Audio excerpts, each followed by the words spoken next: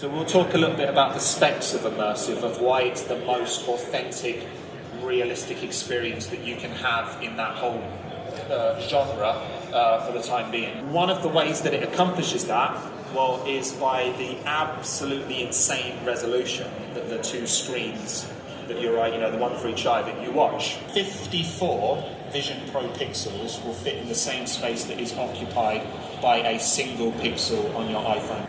You don't qualify the resolution of the screen by talking about its width in pixels and its height in pixels. We use a different term. We talk about pixels per degree. Most human vision tops out at somewhere between 70 and 80 frames per second. The Vision Pro runs at 19 frames per second. This camera is capable, it's got two sensors in, two lenses, and the sensor is 8,160 pixels wide and it's 7,200 pixels high.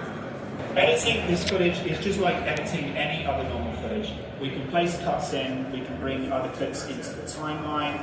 So here is the shot that I took outside yesterday, and we've got a bus coming by. We do have access to simple transition. Of course, you can use resolve color management. And then simply, we can go to the deliver page, render to my desktop, hit save, and that's it.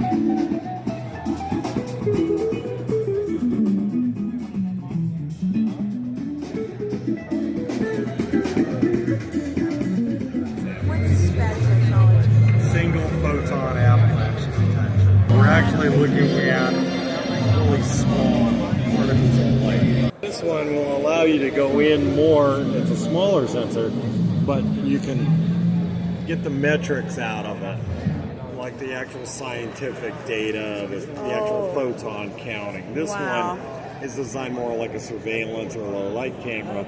And what about just regular cinematography? It would be lower resolution than what you would be accustomed to, because the best would be HD. That being said, you get up res HD because the cameras shoot basically in complete darkness at 5 or 6 million ISO. They have just a ginormous sensor. Okay, so this whole display here is aimed more towards the scientific side of things. No? Only that sensor. These are designed mainly for ultra low light captures.